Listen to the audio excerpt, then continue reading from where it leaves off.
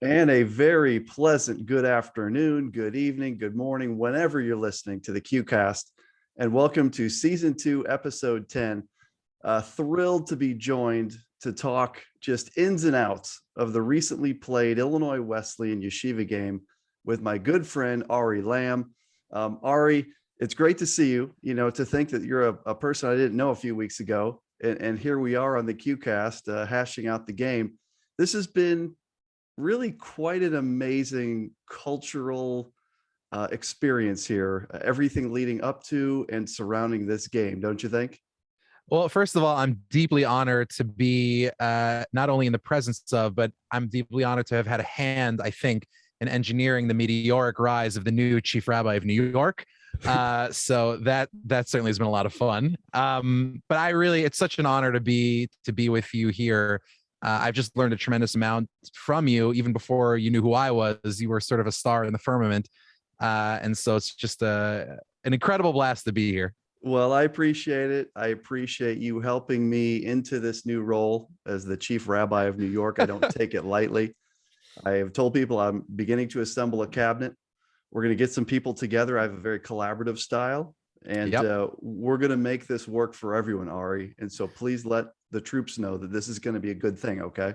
In the words of my friend Ethan Zanger, I, for one, welcome our new IW overlords. Yeah. All right, let's talk a little bit first. Before we get into basketball, you know, I always like to talk with people who come on here about their Division III story. That's what's brought us together here.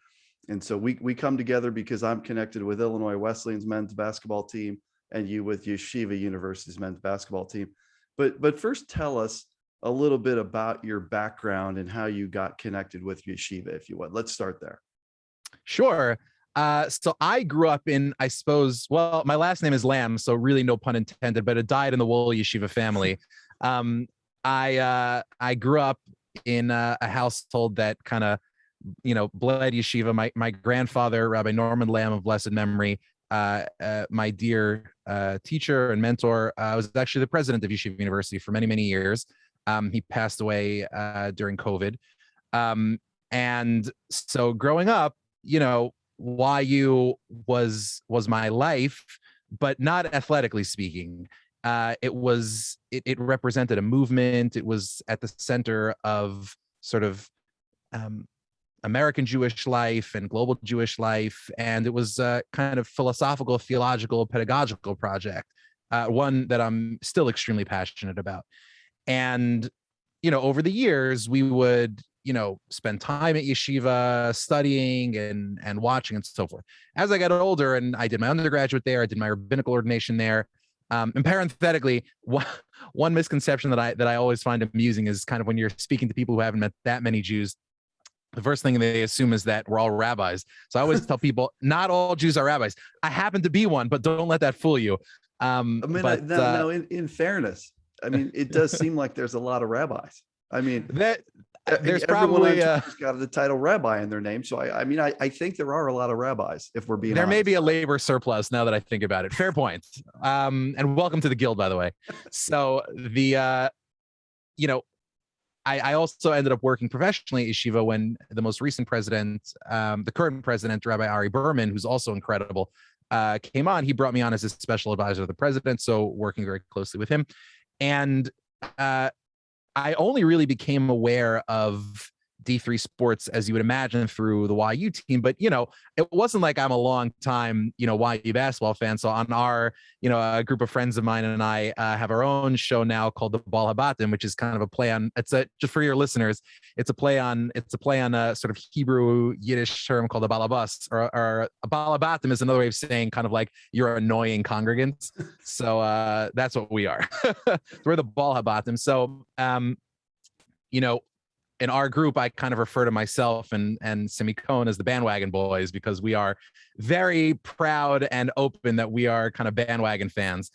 But it really started, I suppose, in like the 2019 season. And it started because traditionally YU, always had great teams, or I don't know if they were, great in terms of their accomplishments in the court. I'm sure they may have been. I just wouldn't know. But I never felt kind of like a sense of identity with the team for whatever reason. It had nothing to do with them, really more with my ignorance. One of the cool things about the yeshiva team now is that it has a lot of different folks on it who kind of felt like they were in my lane, sociologically speaking, in the sense of, people studying Torah. They switch practice from actually the evenings to early mornings to accommodate people who wanted to study Torah in the evenings. And there are lots of people on the team who are coming from all different backgrounds and all different styles of observance, which is such a beautiful thing. But it started to feel like it was about more than basketball to me. And that really attracted me to the team. And then through that, I started to kind of, just because I wanted to know more about what was happening in the wider world that YU was a part of, I started to explore the D3 world pretty quick. I'm a big Twitter guy, so pretty quickly found that the D3 hoops, hashtag D3 hoops was kind of the way to get good information. Bob Coleman started popping up everywhere. Ryan Scott started popping up everywhere. Ryan Whitnable, I don't even know how to pronounce his last name, I feel, but I hope I didn't butcher it. But he started popping up everywhere. And one thing led to another, and I started kind of like following D3 hoops. And the thing that really got me hooked was not just the X's and O's and the competition, although I'm interested in that stuff as well. Like, I'm a big NBA fan, so it kind of like came naturally.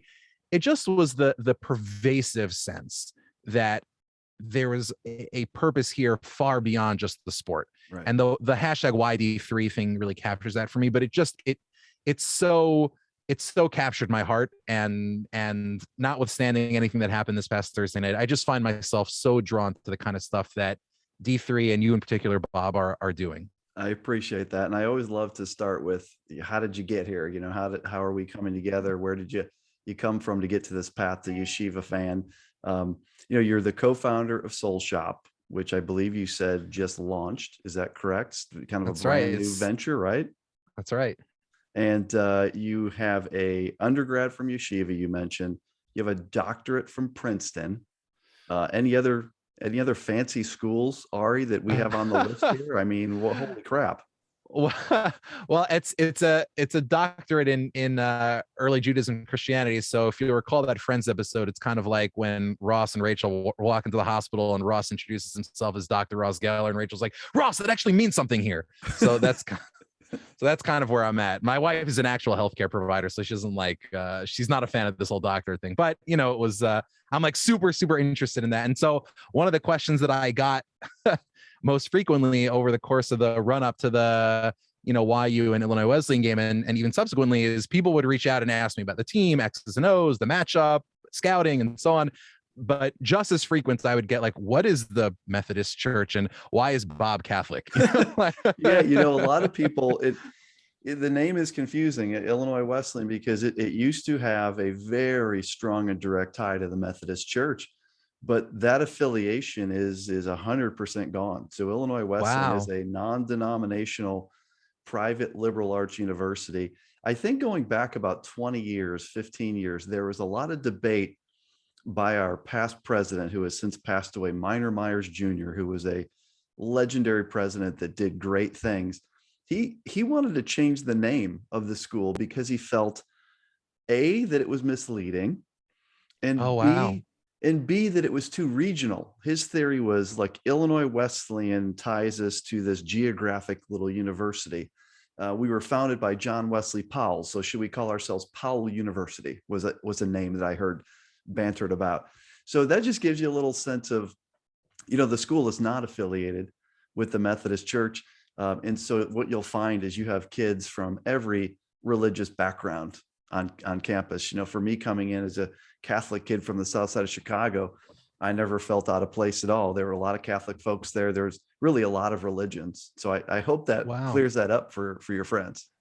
Oh, absolutely. I mean, listen, part of what I think was so exciting about this Yeshiva Illinois Wesleyan game was all of this off the court stuff. It really felt like two communities coming together to build friendships that I think will last long after people forget the details of what happened in this game. And that to me is a beautiful thing. Agree. Let's also, before we get into the game, hey, the whole Orthodox Jewish thing, that's new to me and a lot of people who, I'll just speak for myself, we're just ignorant to, how all of this works. So can you do, the Reader's Digest version. First, we have QCast listeners that have no freaking idea what being an Orthodox Jew means. Can you walk us through that in a way that people will understand? Is that possible? Oh my God, totally. So with the caveat that I'm certainly going to make mistakes that will offend or annoy somebody. I'm going to do my best to represent the community that I grew up in. Sure. So the Orthodox Jewish community, it's a little bit of a misnomer because it suggests kind of like a denominational affiliation. But some denominations of Judaism kind of have sort of that official structure. They'll have like rabbinical councils and voting structures and so forth. Orthodoxy in America and in Europe, kind of where it began also, is much more loosely structured. If it's structured at all, it's not really structured at all. It's kind of just communities that all coalesce around a certain style of observance and stringency in observance, and traditionalism. And there are other communities that would, I think, describe themselves as observant, but in different ways. And so we sort of all loosely like, we don't have as much as we joke about the chief rabbi. Chief rabbi is kind of like a political position, mostly in Israel or in European countries. Like America doesn't really have chief rabbis. So we are sort of all communities that feel a fealty and a loyalty to the kind of Jewish worldview about how to live your life. And so it can become pretty all-encompassing. What we believe is that, God has God has instructions for us about how to do everything from, how to pray to down to how to tie our shoelaces. And so what that produces is, at least in my experience, I can't speak for everybody, but it really produces this unbelievably thick community where, you could be raising a kid in Cleveland, St. Louis, Teaneck, where I'm from, or in Belgium or what have you, and you'll have a shared vocabulary. You'll have experienced so many of the same life cycle events, and you'll pray the same way 3 times a day. And it kind of creates that sort of real thickness. Now, within Orthodoxy, and I don't want to get too granular for your listeners, they're probably bored already, but there are different kind of shades of traditionalism that relate in some cases to culture or to clothing. So some Orthodox Jews you'll be able to recognize either by wearing kind of like black Borsalino hats or furry hats. Those are 2 different types of Orthodox Jews, Yeshivish Jews and Hasidic Jews respectively. Or you'll have people like me with kind of like knit kippot, knit yarmulkes. But those are kind of more flavors of Orthodoxy. They kind of all coalesce together. And Yeshiva University, in particular, stands for the idea that we sort of, as a community, have a responsibility both to learn all the best from the wider world around us in terms of sciences, literature, and so forth, and a responsibility to serve as role models and teachers as best we can, sort of taking a seat at the global moral conversation. So it's a really mission-driven community, and it's one I'm super proud to be a part of. And I was extremely grateful. I know so many of us were grateful and touched by how eager and willing all the folks coming from Illinois Wesleyan were to interact with us and ask questions. And it just was so heartwarming and so touching. And I hope we can reciprocate when we come out to Bloomington. Yeah, that you guys are. So for those that don't know, Yeshiva is coming to play at the Jack Sikma Invitational at Illinois Wesleyan Church Center, November of 2022. It's going to be a 4-team tournament. It's typically a Friday, Saturday tournament. So this was the inaugural year, Friday, Saturday. That's going to be moved, and maybe we'll talk about that. But before we get into basketball, it's going to be moved to a Saturday, Sunday tournament. And the reason being, and let's kind of close up here, and then we'll get into basketball. But the observance every week of is it Shabbat? Is that how we pronounce it? Yeah. So there's Shabbat, there's Shabbos, there's the Sabbath. They're all the same thing. Okay. So walk me. All I know. So right, Catholic guy, Chicago disclaimer. Back a year ago, I'd be tweeting with these yeshiva people, my buddy Poppers and these guys, and all of a sudden every Friday they're just gone. Like, where is everybody? I got things to talk about. We got games going on. Whitman's playing Whitworth on a Friday night. Where are the yeshiva people to talk about this? Then someone kind of tapped me on the shoulder and said, "Hey, dude, there's this thing, and let me explain it to you." So why don't you walk us through that, or again, Reader's Digest version, so people know what the heck this is, because you'd be amazed how many people don't understand this. Sure. Oh my God. So Shabbos, or Shabbat as people call, I pronounce it Shabbos because my ancestors are from like the backwaters of Poland. So Shabbos, or the Sabbath, is one of my favorite things about my community. What it is, for those of your listeners who've cracked open a Bible at some point. So you'll know that kind of God created the world in 7 days, and on the seventh day, in 6 days, and on the seventh day he rested. So we commemorate that day by resting. And what rest means is not kind of taking a nap the entire day. It's the antithesis of creation. Saying that we rest is maybe a little bit of a misnomer. What we do is we abstain from creative work, and what that means is, we don't plant.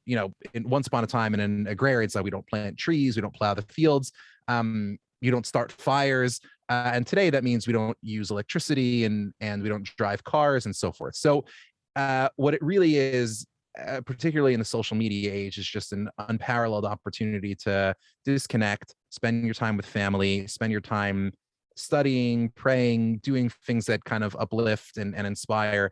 And I have to tell you, just speaking of basketball for a moment, there was a great article on ESPN, came out a while ago, but there's this great NBA analyst that everybody uses now, Ben Falk. I think his site is called Cleaning the Glass. Great article. So Ben's an Orthodox Jew. And there was an awesome article where Sam Hinkie, who was the GM of the Sixers at the time, who was Ben's boss, was talking about how he said, on the one hand, it was so strange. He's like, all of us would be going nuts, and you're working 24/7, and Ben would just kind of like tune out from Friday night until Saturday night. So in the Jewish ritual calendar, the day begins in the evening. So sundown to sundown is Sabbath. And he said he just like disappear, like what the heck? And he said at the same time, it would give him kind of like this distance from events, and he would come in with fresh analysis. And so I will tell you, being forced to put away your phone for a day it's hard to, I don't even know how I'd live without it. It's crazy. I think I'd really struggle with this whole thing. Or I got to tell you, I would struggle with this. I know people say that, but it different strokes. But that's, anyway, if people are wondering why we kind of all go really silent from like Friday evening to Saturday night, so that's why. Tell me how that works just practically, like on the road. So next year when Yeshiva goes to Bloomington, Illinois, not exactly a hotbed of Jewish activities. But where, like, so they're just holed up like in the Holiday Inn suites, and they're on lockdowns, Friday sundown to Saturday. Is that how it works? Like they have to observe that in a hotel, I suppose. Is that right? Yeah. So actually, there was a great interview that Ryan Turell, who's one of the Max players, gave shortly before, like right before the game against IWU. Where he talked about some of the interesting challenges that this introduces into the schedule. So, for example, in the tournament in I want to say 2019, 2020, they were supposed to play. I think. Well, even before that game, they were in the bracket. They were going to face the winner of Hopkins versus Penn State Harrisburg. That's right. Hopkins. Yeah, and Hopkins was heavily favored to win, but they were playing the winner of that game like immediately after Shabbos on Saturday night, and they couldn't wait to see who would win because the game that was being played was on Shabbos. So they went into Shabbos not knowing who would play. They prepped for Hopkins because Hopkins was heavily favored, and then as soon as Shabbos was over, they found out that actually they had to play Penn State Harrisburg, and they didn't really have time to prep for it. So literally day of the game. A few hours before tip-off, they find out that they're not playing Hopkins. They're playing PSU Harrisburg, basically. That's right. Exactly. I mean, incredible just commitment, because look, I'm going to be like under the covers watching the game online. Oh my God, it's PSU Harrisburg. They're up 12. But I guess that didn't happen. I guess like lifer's not there with, a cell phone or something, but it's incredible. Serious. In all seriousness, it's been amazing to learn new things, and I had no idea how any of this worked. And so the last year of my life, in particular the last month, has been incredibly educational. Let's get into the And game a little bit. you've been embraced, by the way. It's just amazing to see. Like, it's just so cool to see. You know, you were a celebrity when you got to the MSAC. It was unbelievable. Well, I had it's just funny. This is yesterday. I was talking to a coworker of mine, and he says to me, we're catching up on some things I missed at work. And he says, "Hey, I didn't know you were Jewish." And I go, "Why do you say that?" He goes, "I was looking at LinkedIn and there's some string that you're on about yeshiva in this basketball game." I go, "Well, it's a long story, let me tell you." So I thought you would enjoy that. That's amazing. Oh my You God. would enjoy that. But no, it's been the whole thing has been great. And we'll get into the camaraderie aspect, because that has been probably the best part about this. But basketball wise, let me start here. What did you expect going into this? So we don't need to go through the build up and the hype that this thing had. And it was amazing. It was incredible. So Yeshiva's got a 50-game winning streak. They're ranked number 1. Here comes this traditional Midwest power from Division III, getting together in this unique game. Going into the Max Stern Thursday night, what were your expectations of how that game would play out?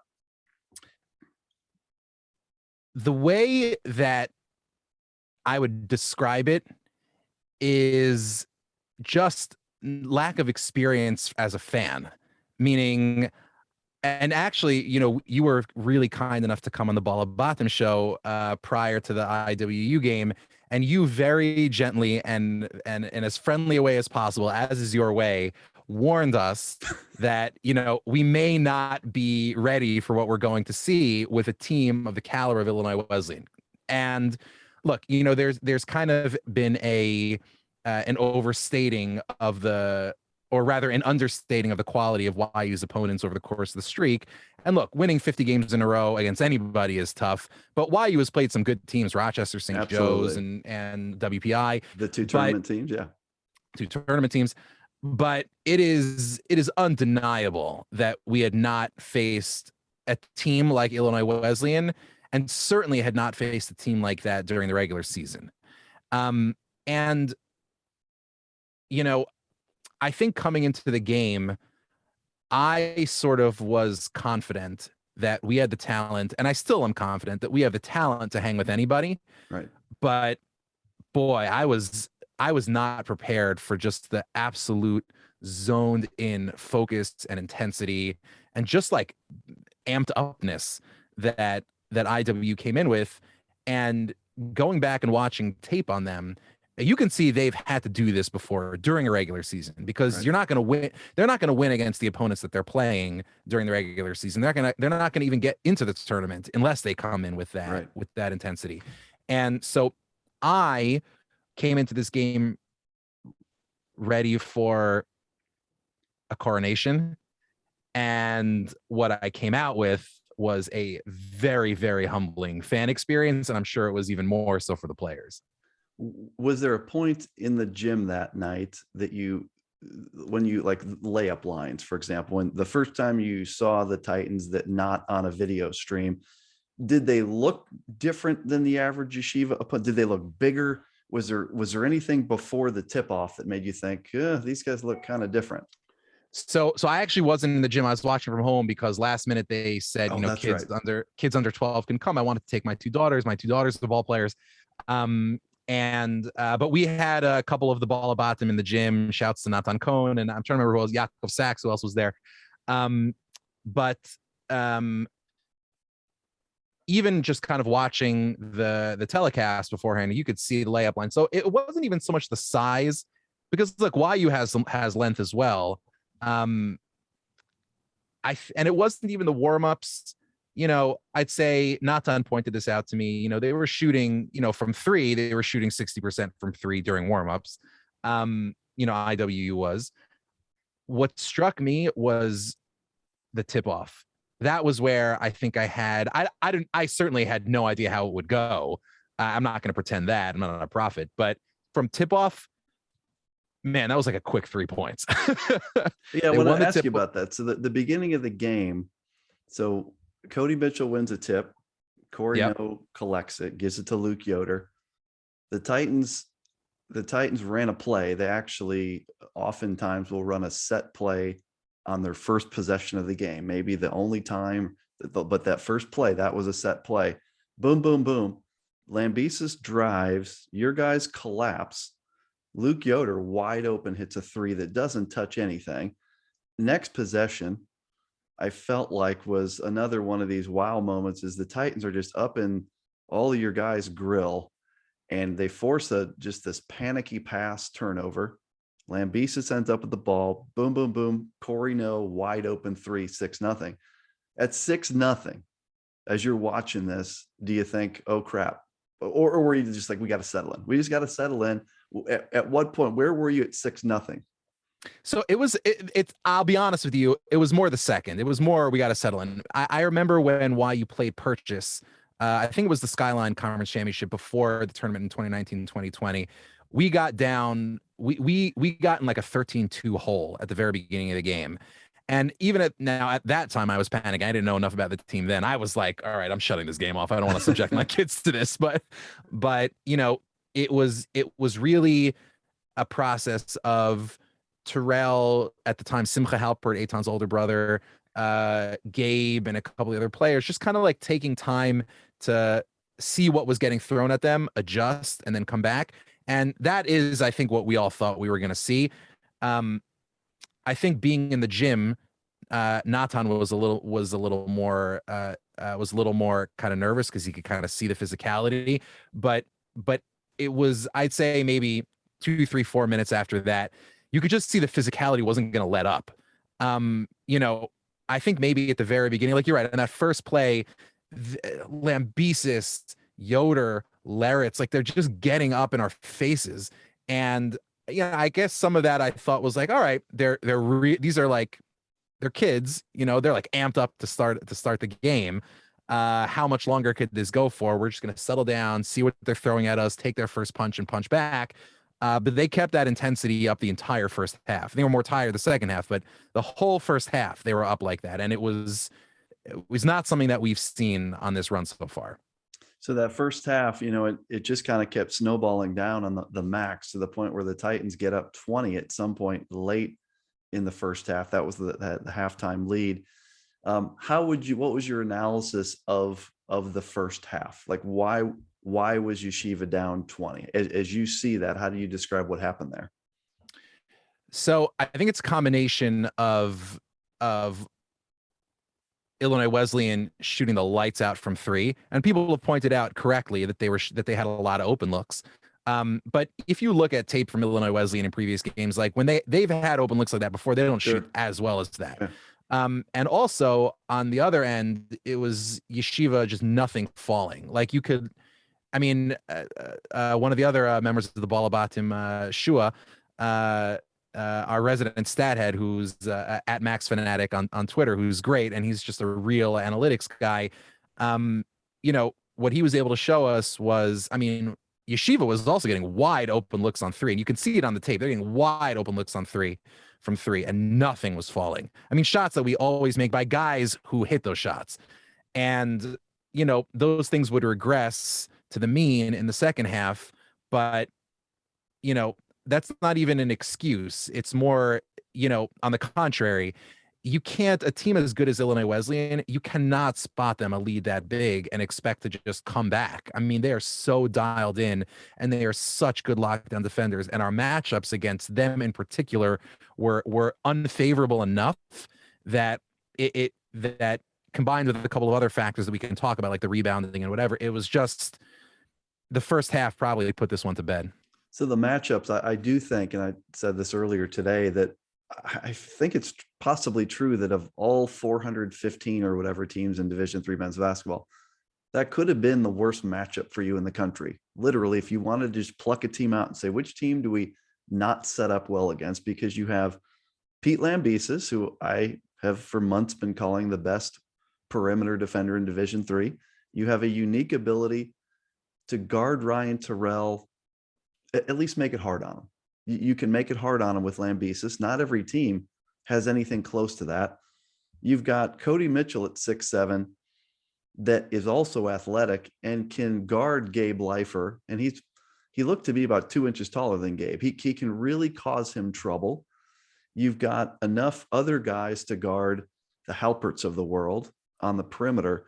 Did you see it that way, that the Titans seem to be a perfect matchup for your personnel? Did you feel that way, or did you see that differently? I agree with you by and large. There's kind of some dispute amongst kind of the fan community on this. There are those like my friend Simi Cohn, and the other half of the bandwagon boys, who really, I think, is pretty much in lockstep with you on that. They are just a bad matchup for us. And I want to specifically shout out Cody Mitchell as the difference maker there. I think Larrett, we were focused on, maybe a little too focused on, although obviously hindsight's 2020, but we had heard for so long, one of the best 4-5s in the nation. He's tall, he's a handful, he's just an incredible rebounder on the glass. I think we were very focused on him, and I think we more or less solved Larrett's, if you could call it that, even though we let everyone else go off. Lambesis, I wasn't worried about on the offensive end, even though he's a very crafty guard and can finish at the hoop, and interior defense is a problem for us. But, listen, at least in the beginning of the game, you had a guy in him who was 3 inches taller than him, and who I trusted to hold down Lambesis. Ofek can hold his own. Even Eitan is a dog, and Eitan Halpert forced a lot of turnovers, and was able to penetrate against Illinois Wesleyan. Cody Mitchell was the X factor in terms of just being a big guy who boxes out like crazy. He is on the floor going for every open ball. I mean, I wasn't even sure. I wasn't even sure how to guard him in the first place, or even how to solve him on the offensive end in the first place. But especially, you saw, Leifer take 2 shots early in the game. Now hearing that he may have gotten hurt, he may have an injury, it's not clear. But Cody Mitchell was just a really, I don't think we solved him the entire game. Cody's he's a 6'7" 4-man that, he's kind of a combination. He's a perimeter guy. He shoots some threes. He can dribble it. He can move like a guard, but he's also a big, strong, physical 6'7". And I agree. I thought that maybe not so quietly. It doesn't seem like anyone on our side is talking about Cody Mitchell quite enough, just because of Matt Larrett's 25 rebounds and Pete Lambesis guarding Turell. But I agree with you. I thought Cody Mitchell was huge in that. I also thought, and I want to get your take. So Luke Yoder, our point guard, he's a guy that tends to get buried behind all these other guys, doesn't get a ton of pub. I thought Luke Yoder was the MVP of the first half, and the game was just about over at halftime. What did you think of the point guard, Luke Yoder? It's funny you should say that. I actually was surprised. I think he was the lead scorer in the game for Illinois Wesleyan, right? I was surprised by that. Yeah, because he had a bunch of three threes in the first half and another couple takes to the basket, I think. It could, listen, it may have been as simple as I had not heard his name as much coming into the game, so I wasn't like looking for him, but it was a very quiet, I think he had 15 points, 17 points, something like that. It was a quiet couple points, but totally crucial. And I'll tell you, going back and watching the game, that guy could ball. And I think, to kind of go back to the larger picture, another reason you guys are an unfavorable matchup for us is because you have bigs who can shoot the 3. And if there's one area where I think our interior guys struggle, so we have a hard time getting out quickly to the 3-point line. We can close out, but you guys are quick, and your bigs can shoot the 3. So in that respect, you told us this on our preview in the Bola Botham for the YU IWU game. I mean, you guys run an offense that is in some respects similar to ours. Because you're constantly rotating, setting screens, and bringing the ball to the action. So yeah, you guys gave us a tough time in that respect.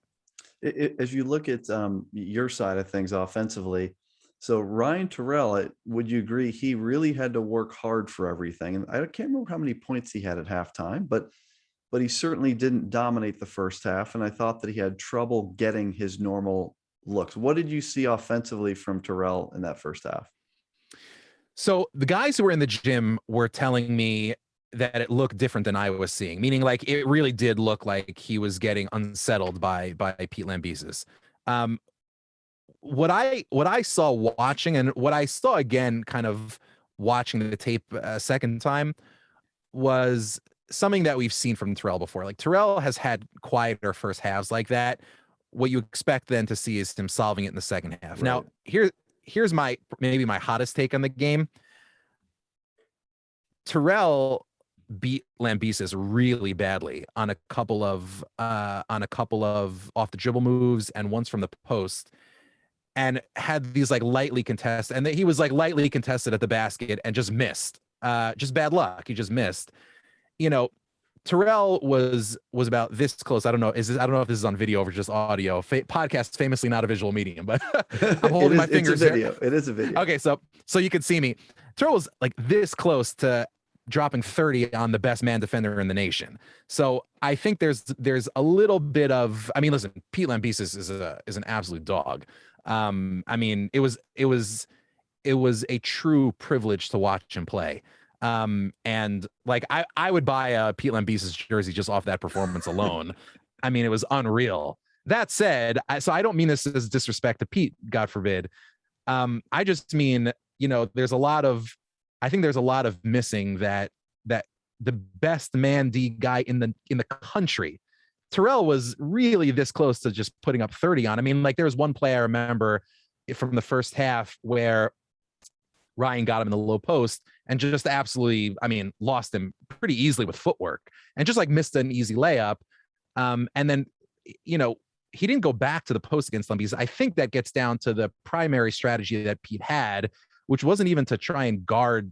Like, once Turell had the ball, there's not much you can do against him. Ryan's got 3 inches on him. You can get in his grill, but like, Ryan's seen that before, and I wasn't as worried about that. He denied the ball to him. That was the genius of Pete's performance. Like, he made it so hard to get the ball to Turell, and by the end of the second half, like the second half, you know, you could see the other Max struggling to get the ball to Ryan, and I think that was where his defense really shone. I think the Titans also did a good job in their game prep, that they really focused on not allowing Turell to get the ball in the low post where he is 3 inches taller than Pete and he can go to work. They did a great job, very subtly, if you watch that, of like where Pete is allowing him to go and where help defenders are clogging things up. So he can't just get down there back to the basket where he's so good. I thought the Titans did a great job. Halftime down 20.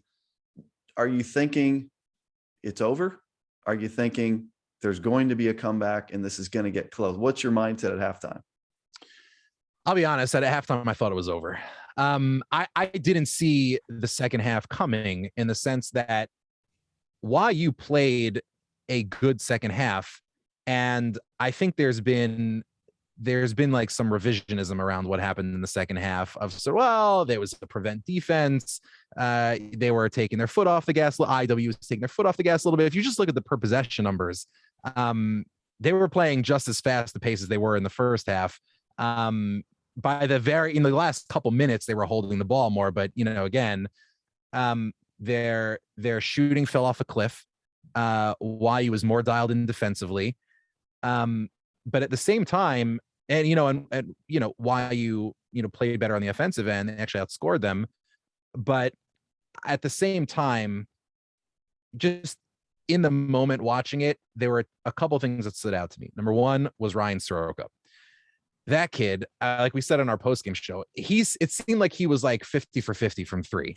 like it was out of control. I literally I like did my homework trying to find him on Twitter just so I could tag him and say how great he was. And here's the key to that, is what I found interesting is he had been in a little bit of a shooting slump. He had a great start to this season, had a good game great, wonderful. Yeah, he like against WashU, he had a rough game, and he may have had 2 rough games in a row, if I'm thinking, but his first jump shot, he missed a pull-up 19-footer, which is his shot. It's not a lot of people's shot, but he likes to come off the dribble, top of the key, maybe a step inside of 3, 2 steps, shoot a 19-footer. He missed it. The next possession, he shot the same exact shot, which I thought took a lot of guts. You're struggling, you missed your first shot, and he made it. And in the next play, he made a 3 from the right wing, and he was off to the races. Yep. It's interesting that you guys, you know, all these players and matchups, that you certainly key on Ryan Sroka. The kid had a monster game. Yeah, and every time I thought we were on like a little bit of a mini run. I don't know if it was every time, but I certainly remember his name being called a bunch of just with a big three or a big shot, something like that, where he kind of put a stop to the momentum. So that was one key. Another key, and this is something that people have talked about on social media, and you could just see it watching the tape. We did not box out. I think we boxed out on almost no possessions of that game. Now that I think has been misinterpreted as like trying to excuse YU's performance or to make it seem like this game was closer than it was. It certainly isn't that. I think there are two types of things that reality, because it's a reality. You just look at the tape. There are two things that reality can respond to. One is what I've kind of called like magical thinking about the Midwest.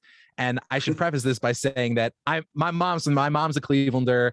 I actually went to school in Cleveland when I was a kid. I have family still in Cleveland, in Pittsburgh, in St. Louis. So we're like Midwestern. My brother-in-law's from Chicago, so you guys neck of the woods.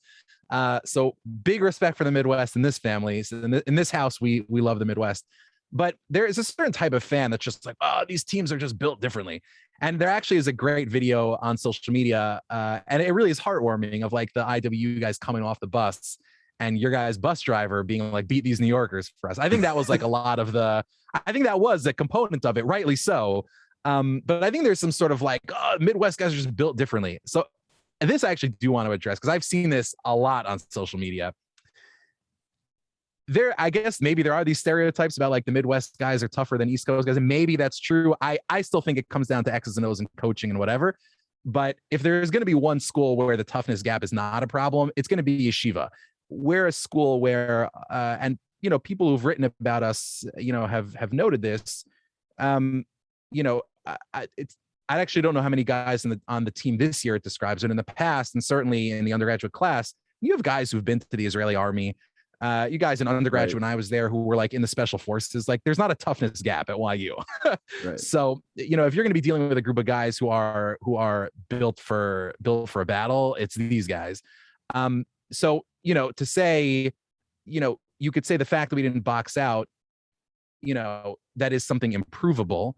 And I don't think that there is something intrinsic about like Midwest basketball players that makes them impossible to box out. However, there's another type of fan that's like, well, if we didn't box out, that shows that we really, this game was a lot closer than people realize. That I definitely don't think. This was a good old fashioned beat down. It was a hellacious tuchas womping, and I'll teach your listeners a new word. Tuchas is like sort of the, Hebrew/Yiddish word for your hindquarters. This was in no uncertain terms an absolute beatdown, and a deserved one, by the way. If anything, saying our guys didn't box out, I'm like an inveterate homer, as you can tell, but like our guys, didn't box out. I can't think of a bigger indictment of our guys, right? Like to well, come let me ask you. Yeah, so that's the one that's been out there quite a bit, which I get it. Now, my theory is, I can't imagine they weren't trying to box out. I'd have to go back, and someone suggested that I go chart the box outs, and I'm like, I'm not going to chart the box outs, but I think it's harder to box out when there's a whole bunch of dudes on the other team who are beasts, like Laritz, who got 25 of them, and Cody Mitchell, and even Lamm is a strong, athletic kid, and just Luke Yoder for Pete's sake, like he's a beast. My theory, and maybe I will go chart the box out. I don't know, but are we saying that your guys just like forgot to box out, or what? Like, walk us through this. Yeah. So walk us through this one. Let me walk you through it. So the guy who's one of the Balabatim who kind of made that request of you on Twitter, he is actually, to his credit, is doing the work and actually breaking down the film. Our friend in Miami Beach, correct? Shua, yeah, I believe in Miami, yeah, who's incredible. I have learned after you. I think I've learned more from him about D3 than anybody else. He's amazing. He's a good guy, and a huge fan of yours, by the way. So shouts to Shua. You can look at the film and you just, as crazy as it sounds, like you can just see our guys not finding their man. It's not like they're trying to box out and they're getting pushed off their spot. They're just not finding their man. Now, if you're wondering how is that even possible, so I will tell you, and you could check our WhatsApps and DMs to authenticate. We have been worrying about this as fans of Yeshiva for months, maybe for like 2 seasons. We have had this problem throughout certainly the latter half of the streak. As we've gotten better, our talent has gelled a little bit more, and we've come into games. Again, I'm going to go back to Turell Lambesis. Pete Lambesis is, I agree with you, he's the best man defender in Division 3, and he gave up 22 to Turell and was lucky to not give up 30. We have a guy who can just drop 30 to 50 when he wants.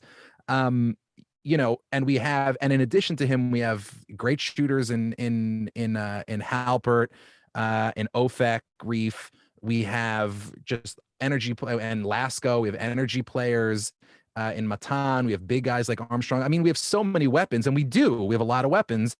We've just not had to kind of dog on the glass because, either we're outscoring them, so second chance wins, whatever, you shoot a 2, we'll shoot a 3, and mathematically we'll beat you, or because guys are just so ready to leak out and get in transition, because we are good at that people aren't as disciplined finding their man. What I think we and in games that have been closer than your average observer of the max would realize, if you look at the tape and you look at the stats, it's almost always because we're getting just straight up beat on the glass by teams that shouldn't be beating us. Now, Illinois Wesleyan is a team that should be beating us on the glass. So if you're not kind of finding your man, I mean, like there's some plays where Gabe, and again, it could be because he was hurt, just straight up is not even looking for Laritz. And he's in a favorable position to box him out, and Laritz just kind of comes in and takes an easy, what should have been an easy rebound away from him. It's credit to Laritz because Laritz was dialed in. This isn't to take anything away from IW. On the contrary, you cannot leave these guys sort of unguarded under the basket. And even on, even if you don't want to go for any offensive rebounds, because like generally the Macs are not sort of like counting on offensive rebounds. We're just trying to get good action off of the motion. On the defensive boards, like you just cannot spot that many rebounds. I mean, Laritz out rebounded our entire team, which is 25 to 21. Right. To me, that is as humiliating a number as you could come up with. To me, when people talk about this, and I've talked to Yeshiva fans about it, I've talked to Illinois Wesleyan, it's a little different dialogue. To me, if you just want to talk about, an ass kicking, you get out rebounded. That's where it was. You get out rebounded by 20. That's bad, right? You can't win that game. You can't win getting out rebounded by 20. The other thing I wanted to get your take on, going back to the Midwest thing, I think there's some confusion over how that is spun. I think when people talk about the Midwest thing, what they're referring to is Yeshiva was on this streak, right? And everyone like me is looking at who they're playing, and they're looking for something that looks like a Division III power. And we could never find one. And most of the Division III powers historically are in the Midwest. And I'm using that in quotes. So just in a map in my head, I'm talking about Stevens Point, Wisconsin, Platteville, Oshkosh, Whitewater. I'm going to come down to Illinois Wesleyan, Augustana, North Park in the 70s. Go to Missouri, we go to WashU, Nebraska Wesleyan in Lincoln, Nebraska, Hope, Calvin, Wittenberg, Worcester. Welcome in Marietta now. You've got other teams. So I think what people meant by Midwest was not that Midwest kids are somehow bigger, stronger, better basketball players, but the teams that people have seen cut down the nets. I think if you add Missouri, and I think 70% of the titles have come from the Midwest. I think that's what people meant when people would say you haven't played the Midwest yet. I believe the thinking was, let's let them play the CCIW or the WIAC or someone that looks like that. Does that make sense? And does that change at all? No, it 100% makes sense. And I actually agree with everything that you're saying. What I would do is this, as like a thought experiment. If you're an Illinois Wesleyan fan, if you go here, I'm going to give you some facts. You go look at the tape, and you are going to see almost, I know this sounds hard to believe, and it is such an indictment of YU's mentality coming into this game not being dialed in. You're going to see almost no boxing out. You go look at the tape and you see almost no boxing out. Now, on the one hand, boxing out is such a fundamental. You're like, how could you come into the biggest game of your season, the biggest game of your streak, with no? Now, I have an explanation for that. It's not going to make fans like me happy because it doesn't say anything good about us. But I'm just saying what the reality was. It's not like these guys are not capable of boxing out. So here's my thought experiment. I think if YU and IW played 10 times, we would probably get out rebounded 10 times. I'm willing to spot. Right? I'm willing to spot, but that's okay. Meaning some teams do things better than other teams. I'm willing to spot, IW, 5, maybe a +5. Right. But if Yeshiva boxed out even just 30% of those plays where they didn't box, just 30%. I'm not even asking for 100%. They boxed out 30% and cut that rebounding deficit by 30%. And then all of a sudden the game, not this particular game, but the matchup looks a little bit different. Meaning this game was going to be a beatdown from second one. I think if they replayed that game as the first game between YU and Illinois Wesleyan again and again and again, Groundhog Day style, it would end the same way every single time.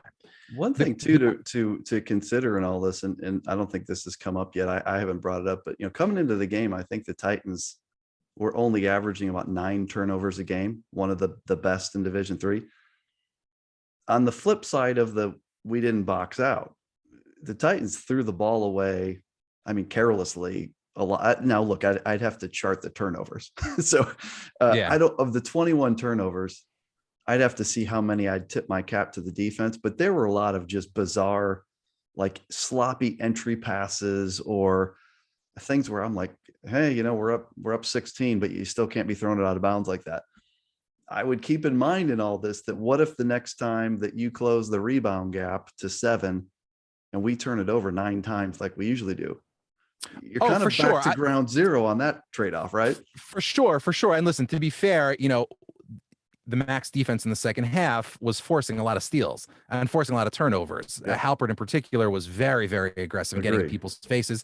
Lasco as well. It was really probably the only Mac who was like sufficiently dialed in. It's probably because he's the only one who actually has played in these kinds of games before. He has D1 experience. But what I'm saying is lack of intensity on the glass is the kind of thing that you can solve. Meaning being a bad 3-point shooter, unless you're like Mark Price, that's a Midwest throwback for you, right? But like, unless you're like, the story they used to tell about Mark Price, like after every game, he'd shoot like 100 threes until his 3-point shooting went up. Then he'd shoot 200 threes. Unless you're like a guy like that and you just brute force ironclad will your way into being better. Like the skill stuff, you're not going to get better at, but like the fundamentals, you can improve. And so I guess my question would be, now take YU and put YU in one of those Midwest conferences. Mm-hmm. Now, all of a sudden, the question that, people are throwing around, yourself included, fairly, is, where would YU fit in these conferences? Oh, the implication being like they wouldn't be as hot stuff as they think they are. And I think, on January 2nd, 2022, yikes. That's probably true. But the question would be, that thought experiment is basically asking how would YU perform if they had to play this caliber of opponent on a nightly basis or on a weekly or whatever it is, bi-weekly basis. I think you'd see a different YU team, because the intensity level that YU came in with, that was palpable. That was palpable from second one. We were actually talking about it amongst ourselves. Would you agree then this kind of gets back to the non-conference scheduling? Is you're right. What you're saying is if they played in a league with Wheaton, Elmhurst, North Central, Augustana, Carthage, etc., and they played these physical pushing and shoving matches and these super physical games, or if they played in the Wisconsin league with Platteville, Oshkosh, Whitewater, La Crosse, etc., they would learn how to play. Totally agree with that.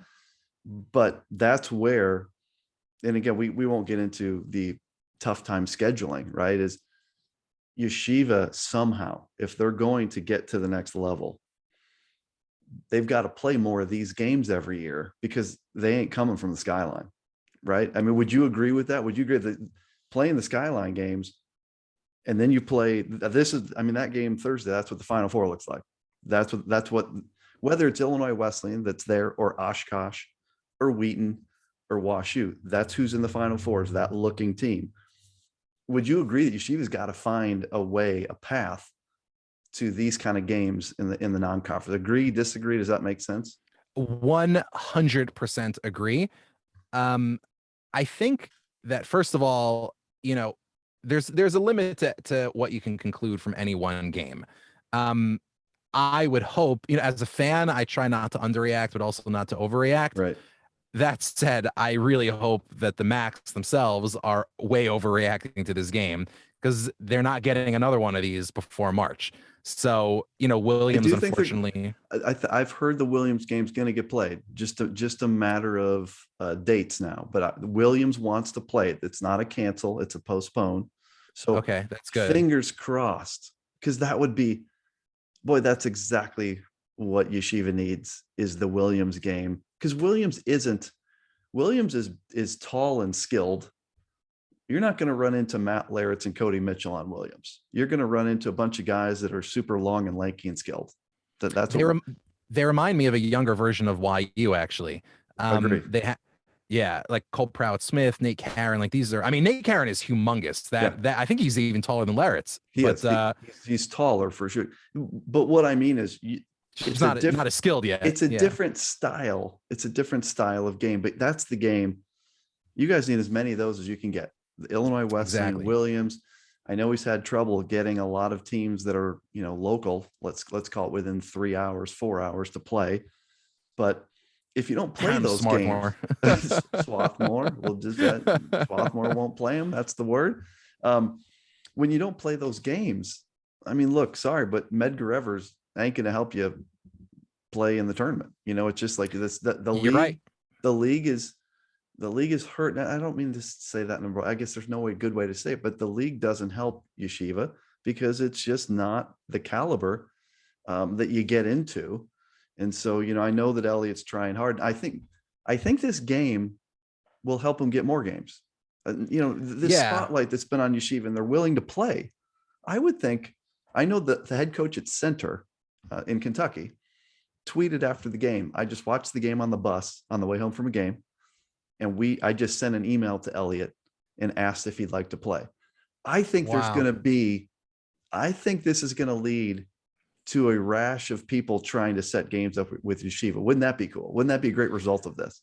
It'd be amazing. And I'll tell you, one of the other things that I'm really hopeful for is it actually will juice YU's recruiting. Because YU is in such an unusual place. And I think for your listeners, this might be interesting. YU is in a very unusual place as a recruiting school. Because we, on the one hand, don't have access really to any of the talent that any other D3 school is going for. So I just saw the other day, Illinois Wesleyan got a great commit from some kid who's like 6'10" and very skilled, apparently. YU's not going after kids like that because we don't have a shot. We're an Orthodox Jewish school. And not everyone who plays on our team or comes to our school is Orthodox or even Jewish in our graduate schools. But the team is the team's a Jewish team. But at the same time, that gives us a weird advantage in a way because, any kid who's Jewish, whatever their level of connection is, whether they're playing in Israel, somewhere in the States or what have you, YU is an option for them that at least in theory should be competitive even with offers from D1 schools.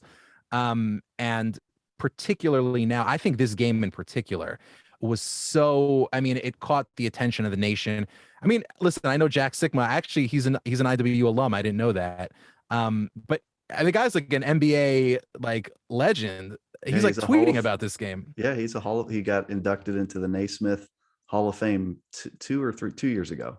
And so crazy. He's tweeting about the game. About 5 minutes after the buzzer, Jack Sikma tweeted, big win, congratulations, Matt. He broke Jack's record, the rebound record. Yeah. So he was tweeting right after the game. It was pretty cool. Unbelievable. You had that guy. Your point about recruiting. is just that yeshiva now is seen through what they've accomplished and the spotlight of this game that they played, which had this huge audience. But if you're a Jewish kid and you're getting recruited by Brandeis and yeshiva all of a sudden is a very attractive option. And to your point, not every kid on the team is Orthodox. So like Ofek Reef is not Orthodox. And and people need to understand that. So yeshiva can get in recruiting battles now based on what Elliott has built that they could never have 5 years ago. Do you agree with that? Exactly. And maybe the best example of this is Ryan Turell. Ryan Turell had a D1 offer, I believe, from West Point. And Cal Poly, I believe. Yeah. And clearly someone who can play at that level. But what Illinois Wesleyan fans and your other D3 listeners may not know is that Turell was actually not the first person kind of in that mold, like a lanky, super talented guard with D1 offers. The prototype for that, which any Max fan, or any, yeshiva basketball fan, and I'm using yeshiva here more expansively, is in like the high school feeder system, because it's kind of like a national, network of Jewish day schools. The one that we all know is a guy named Tamir Goodman, who, Sports Illustrated called him the Jewish Jordan. Yeah. I think he was like on the cover of, was he on the cover of Sports Illustrated? Like he was a big deal. Yeah. I think he ended up playing at Maryland. He got offers, and like in a million years, no one ever expected him to go to yeshiva. It just wasn't an option. Now we have a culture where and because of that, Orthodox kids, that joke in the movie Airplane, like, can I offer you a small leaflet on famous Jewish athletes? Like it wasn't even worth like putting in the time to develop yourself as an athlete if you didn't really think there was a path to anything. What this team has showed, like Simcha Halpert, Eitan's older brother, thinks playing in Israel now. And Ryan certainly has a path to some sort of professional career. Easily. What this has showed is that if you're a guy who wants to like play basketball at a really serious level, you're a Jewish kid, there's no question, unless you're someone who could go, in the NBA lottery, there's no question that you're going to get more national and international attention at yeshiva than you would at any D1 program. So I think this game was an absolute part, I guess, pardon the pun, but is an absolute game changer for yeshiva at every level. Well, one thing the guys on the podcast will appreciate. I was talking to Coach Rose the day before the game. I think we were on the bus coming back from practice or one of the events, and he said, for the first time in my life as the head coach of Illinois Wesleyan, I ran into yeshiva on the recruiting trail. They're recruiting a kid from Niles West High School. I bet Chicago. I know who it is. Yeah, Yolif. Yeah, I can't remember the kid's name, but Niles West is out in Chicago. Yeah, strong Jewish community. And there's this guard that they loved. Said he's just the smoothest guard. Loved him, and the kid tells him, said, "Hey, I'm looking at yeshiva." And Ron's like, crazy. The kid says, "I'm going to be watching when you guys play them in a couple of weeks. I'm going to be watching that game. That's a big one, right?" And so that's just an example here of where like Elliott's got the program in a spot where, look, in Illinois Wesleyan and Oshkosh are looking at a kid, and the kid's like, "No, I'm kind of looking at yeshiva and some other options." And I don't think he's going to yeshiva. I think he might have something higher, but Elliott's in the mix. In basketball, it's not like football. In basketball, if you can get yourself Turell, Leifer, and Reef and Halpert, and then surround them with role players, you're going to be great. So if you can get that every recruiting class, if you can get 2 studs, you're going to be awesome. That's the hope. Game changer, right? Yeah, that's the hope. So, but it also led to, look, I think there was sort of a novelty element to yeshiva being kind of a Jewish school and being competitive in sports, and whatever, that is what it is. But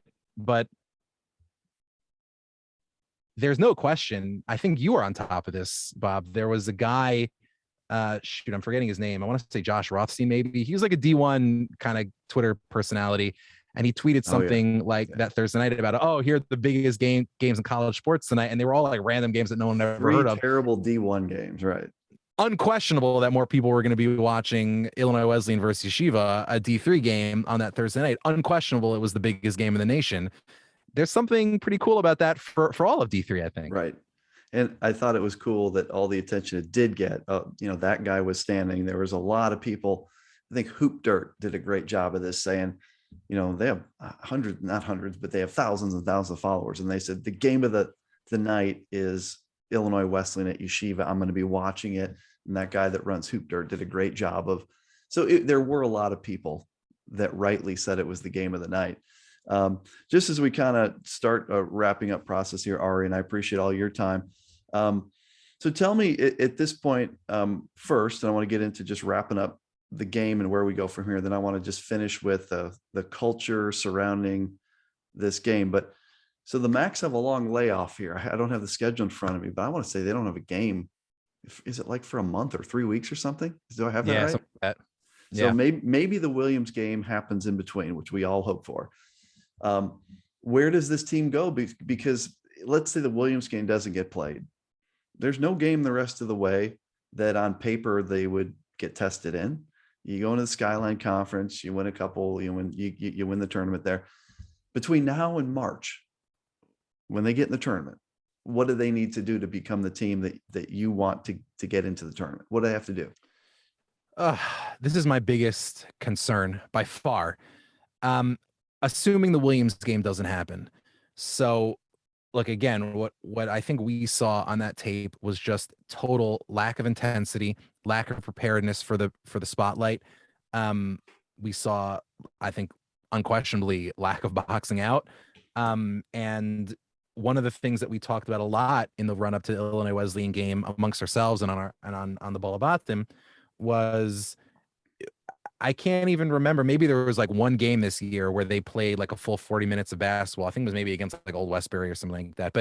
But even then, I mean, we need to see YU winning. I mean, listen, you can only play the games in your schedule. We need to see them winning those games by 40 to 50 points.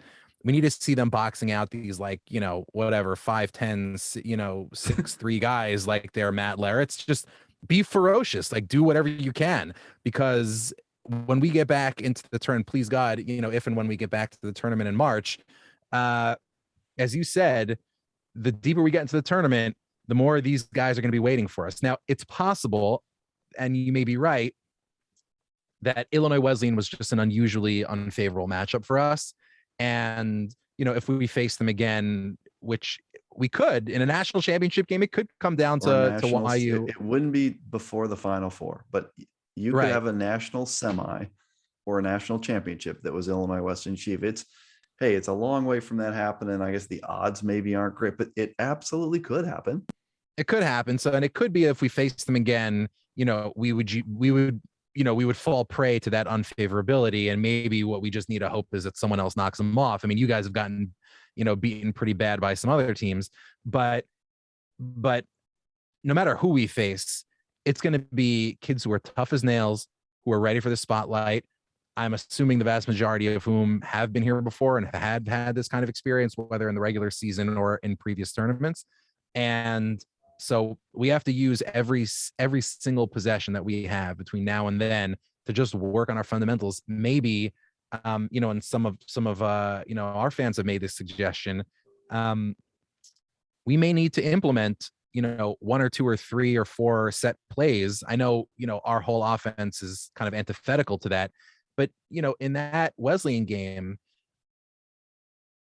sometimes when you get knocked off your rhythm like that, so fundamentally, you just need a second to settle down, recover, get a quick bucket or two, get a quick stop or two, and maybe something like that would help in the way out. So listen, the break now is for watching film, really feeling that sense of embarrassment and humiliation about what we kind of did to ourselves on the biggest stage. At the same time, recognizing that the goal, as Elliot has said, as Ryan has said, as Gabe has said, as all the guys have said from day one, is to be there at the end of March. As Nathan said on our show, the next streak starts now. And I think kind of not having the burden of a gajillion game winning streak could do some positives. Yeah, I think Yeshiva needed that experience. I think had they gone into the tournament with whatever it would have been, a 55 or 60, whatever the number would have been in March, this, I don't think you want to deal with that at that point. Never to have gotten knocked down or punched in the face before you go into the tournament. I think that would set up poorly. I think the positive experience here is that Yeshiva knows what that level is like, and they know where they were lacking, in some of those areas that you talked about. Just in wrapping up, there's been a lot of discussion, a lot of really great awareness of the interactions between players and fans before the game, but in particular after. And I know you weren't in the building, but you had the buzzer sound, and you had Yeshiva fans coming up to all of IW's guys and taking pictures with them and asking for autographs. And you had Ryan Turell's mom, her son just got guarded by this guy, Lamm. She comes right up to him, and the two of them are just joking with each other. And he's calling her, Mrs. Turell, thanks, Mrs. Turell. And you had Illinois Wesleyan players, Yeshiva players talking to Illinois Wesleyan fans. I know you weren't in the gym, but you're aware of all that. You've seen photos, you've seen, as a Yeshiva fan, what's your take on all that and how that played out post game? It really was one of the most heartwarming, and in a societal sense, living as we do in an age of disintegration, polarization, and social malaise, just to see two communities come together for something as simple and as joyous as sports, and to leave that experience stronger and friendlier than they came in, was unspeakably cheering to me. I live in Teaneck, New Jersey. One of the pictures that I saw, the Illinois Wesleyan, side posting, which just, I can't even tell you what it meant to me, was apparently after their practice, they went to Cedar Market, which is the kosher, one of the kosher supermarkets here in Teaneck, like down the block from me, just to get some snacks. And people are coming up to them and asking for pictures and talking to them about the game. And, that is like the heart of like the Orthodox Jewish East Coast community right there. Like that, the people in the 5 towns out in Long Island will be upset at me for saying that. No offense, but that is like the heart of like YU territory right there. And just to see the excitement pre-game, the excitement and the warmth, and then just to see. I mean, let me tell you this. This needs. I'd feel as if I'd morally failed if I ended this podcast before saying a word about the character of guys like Pete Lambesis and Matt Laritz, just to see their grace, their poise, their genuineness, their willingness to engage fans, I think you pointed it out, that just the respect with which they treated their opponents' parents, was incredible to see. I was gratified to see, and you would know this better than I do, but I think, and I hope there was a sense on the Illinois Wesleyan side that, we had really treated those guys right. And I was just proud of my community for showing up the way I know we should, and we believe we should. It was the same on I got a really nice email from a Illinois Wesleyan parent today, and it was a funny email because it kind of started out, "Hey Bob, I'm used to these trips going to places like California and Florida and Texas, and I was sort of mad at you, for signing us up for this New York trip." He was kind of joking, but kind of not. But then he got into how special the whole thing was and what transpired after the game, and the way that our kids were treated by your fans, your players. I have many favorite moments, but the one that sticks with me is that, like Gabe Leifer just like lost this huge game. He's a 5th-year senior. There is no next year. And he had just lost this game. He comes out of the locker room looking for Pete Lambesis. And the reason is because I had told him the day before that Pete's an accounting major. And he says, "Oh, there's this recruiter guy in my company, blah, blah, blah." He said, "I need to make sure he knows who that recruiter is." So he goes and seeks him out. We're talking 15 minutes after the buzzer, maybe 10 minutes. And there's a picture of the two of them talking. And I took the picture and I walked up to him, and they were exchanging cell phone numbers. And Gabe is making sure that Pete has his contact information and this recruiter's name. So like, to me, that YD3 hashtag, that was It's amazing. that was the best one I can possibly think of, in addition to Ryan Turell's mom, Laurel, talking to Pete Lambesis, just like the two of them just like laughing and just it was incredible. So the feeling's mutual. I mean, I have so many notes coming in from Illinois Wesleyan parents about how yeshiva fans and players treated our traveling party. So I just think from that standpoint, like, this was all built up as a basketball game, but the way it ended up, it was really a lot more than that. Would you agree? If you'll pardon me, I'm going to put my rabbi hat on for just a very brief second. So your listeners may not know, but Jews around the world, every Jewish community, every single weekend on Shabbos, on the Sabbath, we gather in our synagogues on Saturday morning and we read a couple chapters from the Bible and, from, Genesis through Deuteronomy. And every single year we finish that and we start again. This week, these couple of weeks, last week, this week, and next week, we're reading the story of the Exodus. And, there may be people who are familiar with the Bible and in your community, I imagine there are, but for those who aren't,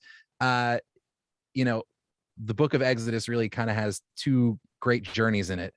The first one everyone's familiar with because, Hollywood makes that story, every couple of years. That's the journey out of Egypt. All right. That's a story about running away from something. But the second journey is the journey towards Sinai, where they get the 10 Commandments. That's not a journey running away from something. That's a journey running towards something. Sports, and often, so often what basketball can be about, especially at the highest levels. I mean, it's all running, but if it's just running for the sake of running, it's running away from something. Or it's just running, it's just fleeing. And one of the things that this game really brought home to me was that we were all running towards something together. It wasn't just running for the sake of running. It was running to create community, to create friendship, to create bonds that are going to tie us together in wholesome and holistic ways moving forward. It was really about the beauty and the bounty of life as a whole. And in that respect, it was transcendent. And I'd be remiss if I ended this without saying thank you to you directly, Bob, for the role that you played in spearheading this and making this game happen. I think it was an incredible, it was incredibly fortunate for us, not just from a basketball standpoint, but from a community standpoint. I don't think anyone's going to forget this very quickly. I agree. And people probably that weren't there, they're probably like, oh, I'm sick of hearing about this, but it really was sort of a, just a memorable, no one that was ever part of that will ever forget that game and the surrounding stuff. And it's probably hard to explain if you weren't in the middle of it like we were, but super special. Very well said. Certainly the most spiritual conversation we've ever had in the QCast, which is a good thing, and that's rock and roll. Yeah, no, it's actually very cool. I'll just say this, and I'm going to give you the last word here as we start to wrap up. Appreciate everything you have done. I've met so many people from yeshiva during this journey, and really have enjoyed our banter, which I don't know where it started, but certainly hey guys, if IW beats yeshiva, then I get to be the chief rabbi. That was sort of the start of a snowballing of references to that, right, leading up. and when the Titans got up 20 with 5 minutes left, I had my laptop there, and you better believe I've found that tweet, and I typed out, looks like there's a new sheriff in town. And now that was my favorite thing. I didn't want to hit send until the buzzer sounded, but if you could go back and look at when that tweet was sent, I guarantee it's when the buzzer sounded. So I have appreciated all the banter. We appreciate all the guys on the podcast. On my flight home, I listened to your whole show, kind of the post-game show. Amazing. I thought it was great. I thought the reference to Rocky IV was great. I'm picturing yeshiva dancing around like Apollo Creed, Yep, fancy that's what stuff. it was. So thank you for all of that. Please thank the guys on the podcast for me. And I'm going to turn it over to you for any last words before we close it up. Thank you so much. Well, listen, definitely tune in if you guys can to the Ball Habatim. That's BALLHABATIM. We recap every Max game. We preview the big ones, and we're going to do a lot of fun stuff now that there's a break, some recruiting, some scouting, and so forth. Also, my own podcast called Good Faith Effort, where we talk about the ideas of the Bible and how they illuminate all the most important conversations in society, from pop culture to politics and beyond. Actually, the last episode we just had on Ethan Strauss from he was at ESPN, at The Athletic. He was the Warriors reporter. He wrote a great book on the Durant era Warriors dynasty called The Winning Machine. Now he has an amazing Substack on sports and culture. So just had him on. It was a lot of fun. So tune into that if you can.